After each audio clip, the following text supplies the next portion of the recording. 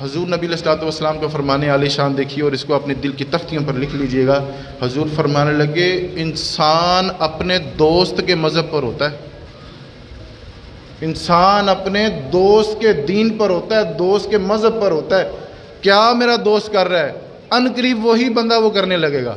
اگر آپ کا دوست سگریٹ پی رہا تو ان قریب آپ بھی سگریٹ کے شکار ہو ہی جائیں گے۔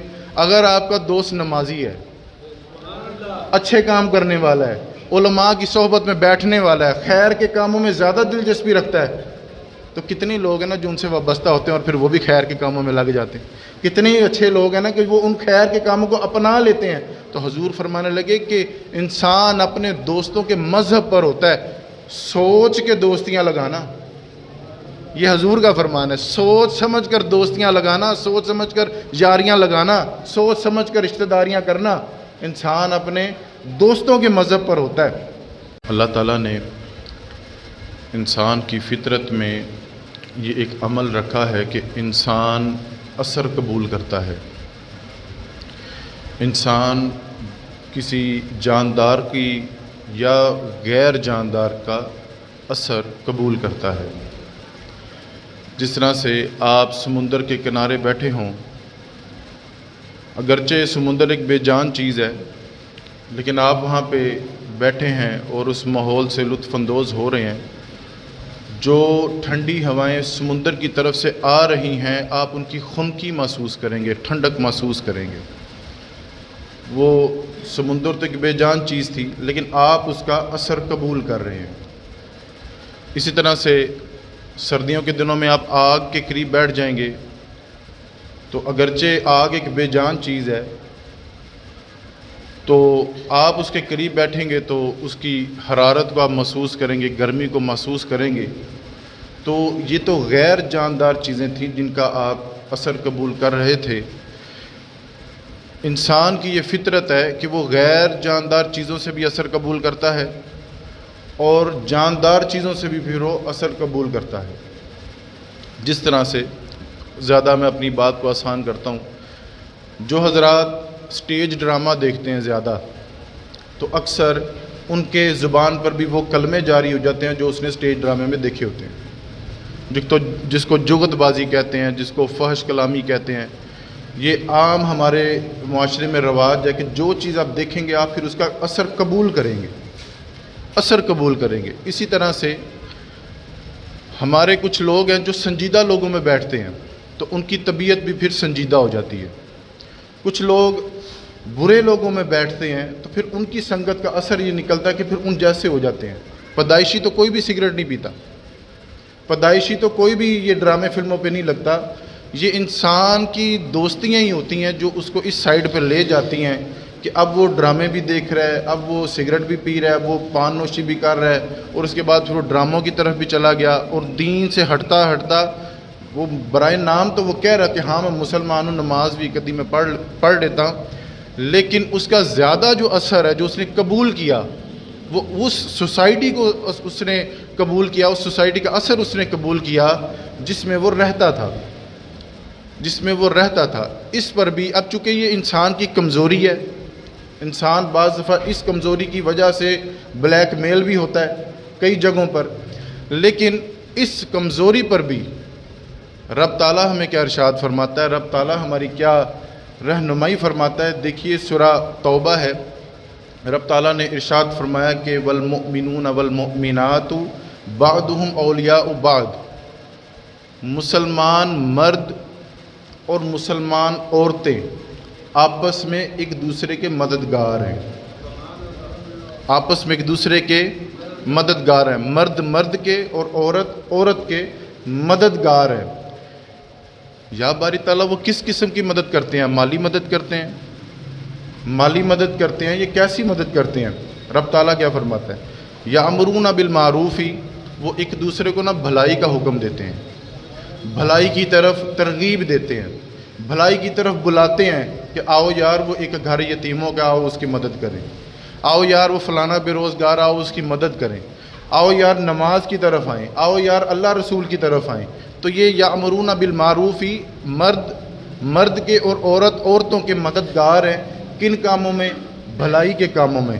وَيَنْهَوْنَ عَنِ الْمُنْكَرِ اور برائی سے روکتے ہیں، برائی سے روکتے ہیں۔ یہ نیک لوگوں کی نشانیاں بتا رہا ہے رب تعالیٰ۔ آپ کی سنگت، ایک دوسرے کا میل جول ہے، جو آپ کی دوستیاں ہیں، وہ کیا معیار ہونا چاہیے اس دوستی کا، رب تعالیٰ کے ارشاد فرماتا ہے۔ اگلی بات سنیے، وہ بھلائی کا حکم دیتے ہیں اور برائی سے روکتے ہیں۔ وَيُقِيمُونَ الصَّلَاةَ اور نماز کی طرف دعوت دیتے ہیں، خود بھی نماز پڑھتے ہیں اور نماز کی طرف دعوت دیتے ہیں۔ وَيُؤْتُونَ الزَّكَاةَ اور زکوٰۃ بھی صحیح دیتے ہیں۔ وَيُطِيعُونَ اللَّهَ وَرَسُولَهُ اور رب رسول کی بات مانتے ہیں، رب رسول کی بات مانتے ہیں۔ رسول اللہ نے فرمایا، میرے نبی کریم علیہ الصلوۃ والسلام فرمانے لگے کہ بیٹیوں کو حصہ دینا، بہنوں کو ان کا حصہ دینا۔ اب جو رب رسول کی بات مانتا ہوگا تو وہ حصہ دے گا، اور جو رب رسول کی حکم عدولی کرے گا وہ تو بڑا پھر ایموشنل بلیک میل بھی بعض دفعہ معاملات ہو جاتے ہیں کہ اگاں تو ساڈا منہ نہ ویکھی، وہ بھائی کہہ دیتے ہیں، باپ کہہ رہا ہوتا ہے کہ تو اگاں تو ساڈا منہ نہ ویکھی، تو میرے صاحب کیا فرماتے بلا تو ایہو یا ظالمہ دا منہ ویکھی بھی نہ۔ جنہوں نے رب رسول کی بات نہیں مانی تو ایسے ظالموں کا منہ دیکھی بھی نہ، کیا دیکھ کے کرنا تم نے، تمہیں انہوں نے حصے سے تو نکال ہی دیا ہے۔ تو وہ حضرات جو رب رسول کی حکم عدولی کریں تو ان چیزوں سے بچنا چاہیے۔ اچھا، یہ بھی سنگت کا ہی اثر ہے، یہ بھی سنگت کا ہی اثر ہے۔ وہ فلاں چودھری صاحب نے اپنی بیٹیوں کا یہ حشر کیا تو ہم بھی پھر اسی محلے میں رہتے ہیں، ہم بھی پھر اسی لائن پہ لگ جاتے ہیں، اس چیز کا اثر قبول کیا۔ رب تعالیٰ کیا فرماتا ہے کہ جو نیکی کی بھلائی دے، برائی سے روکے، نماز قائم کرے، زکوٰۃ صحیح دے، اللہ اور اللہ کے رسول کو صحیح طرح سے ان کے حکم کو مانے، ہوگا کیا؟ اب یہاں پہ رب تعالیٰ انعام دینے لگا ہے۔ انعام کیا ملے گا؟ قربان جائیں۔ اور یہ کیا انداز کریمانہ ہے رب تعالیٰ کا۔ رب تعالیٰ کیا فرماتا ہے؟ اولئک سیرحمہم اللہ، میں ان قریب ان پر بہت رحم کروں گا، ان پر بڑا اپنا فضل کروں گا، رحم کروں گا۔ ان اللہ عزیز حکیم، اللہ بہتر غالب بھی ہے، حکمت والا بھی ہے۔ اللہ کو بہتر پتہ ہے کہ میں نے کس کو کہاں پہ رکھنا ہے، اور حکمت والا بھی ہے، کس طرح سے میں نے کس کو کیا کب کہاں نوازنا ہے، یہ رب تعالیٰ کو سارا ہی معلوم ہے۔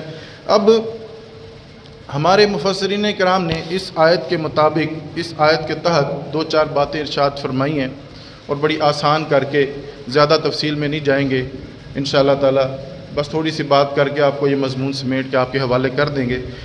ہمارے مفسرین کرام فرمانے لگے، اب چونکہ تم نے دوستیاں بھی کرنی ہیں، اب تمہاری فطرت ہے کہ اب تم نے لوگوں کا اثر بھی قبول کرنا ہے، اور لوگوں کی باتوں کو بڑی جلدی دماغ میں بھی بٹھانا ہے، اور دل میں بھی اس کو اتارنا ہے، اور اس پر پھر عمل بھی کرنے لگ جانا ہے۔ ہمارے مفسرین کرام فرمانے لگے، ایک وہ طبقہ ہے جس کے پاس تم بیٹھا کرو، جو خیر والا طبقہ ہے، اور دو طبقوں کا ہمیں آگاہ کیا کہ ان دو طبقوں کے پاس تم نے نہیں بیٹھنا۔ آپ پڑھیے سورہ فاتحہ، صراط الذین انعمت علیہم، وہ لوگ جن پر اللہ نے اپنا انعام کیا، جو اچھے لوگ تھے، جو اللہ اور اللہ کے رسول کی اطاعت گزار لوگ تھے، ان کے پاس تم نے بیٹھنا ہے۔